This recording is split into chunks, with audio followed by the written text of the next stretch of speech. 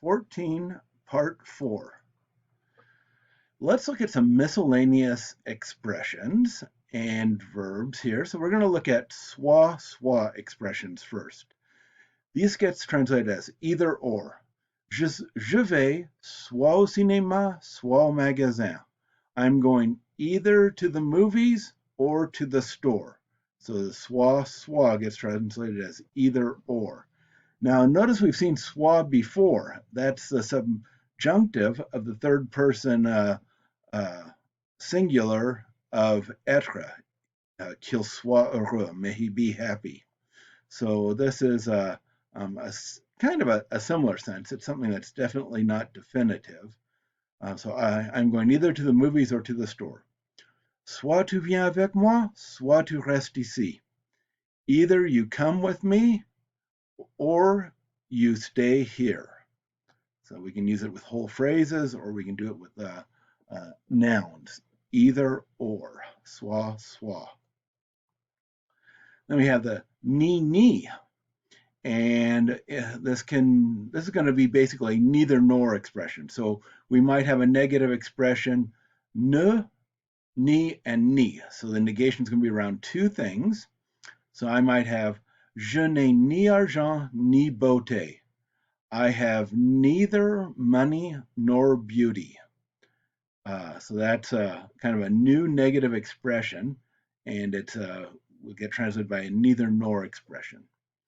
Now, there might already be a regular negative expression in the sentence, and we just want to extend it.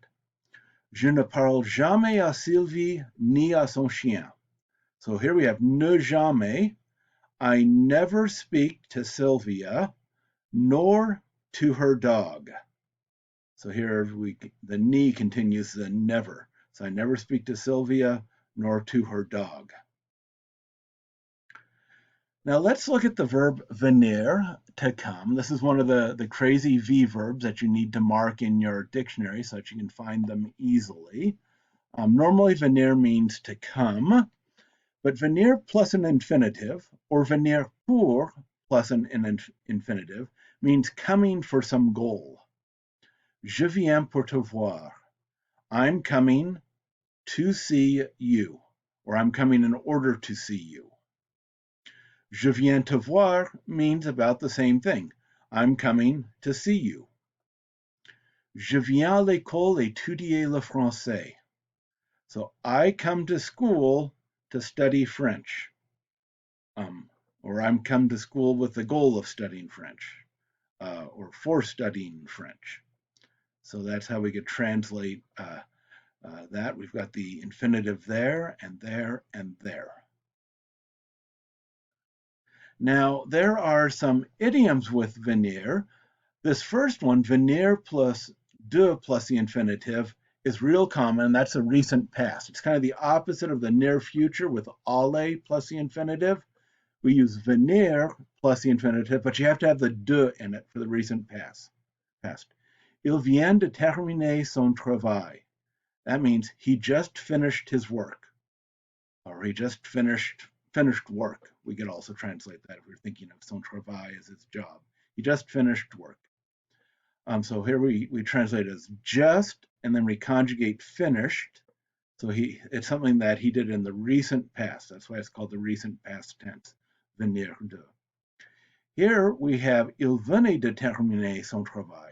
We've got it in the imperfect, so this would be translated as one step back from the recent past. So we'd use a pluperfect. He had just finished his work.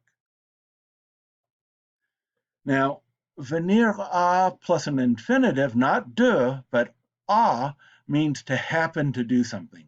Now, this one's not as this is not as common as venir de, but it occurs. On venait à trouver la bonne réponse. We happened to find the right answer. So the imperfect there, we happened to find the right answer.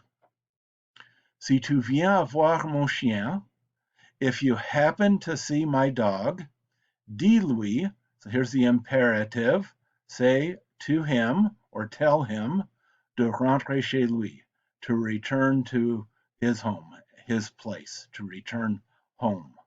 So if you see my dog, tell him to return home. En venir à is another expression that's not at all obvious. And that means to come to be reduced to. It's the idea of something slightly against one's will or something that happened slightly randomly. Fortunately, it's not a common expression. On en vient à ne plus essayer. We're reduced to no longer trying. No longer trying. Ne plus is no longer. Essayer is to try. On en vient, we're reduced to. We've come to the point of no longer trying. Le bandit en vient à confesser la vérité. The bandit, the crook, the robber, en vient à, is reduced to confesser la vérité. The crook is reduced to telling the truth or confessing the truth. So here's a final exercise for this chapter. Write down your answers and check them with the next video.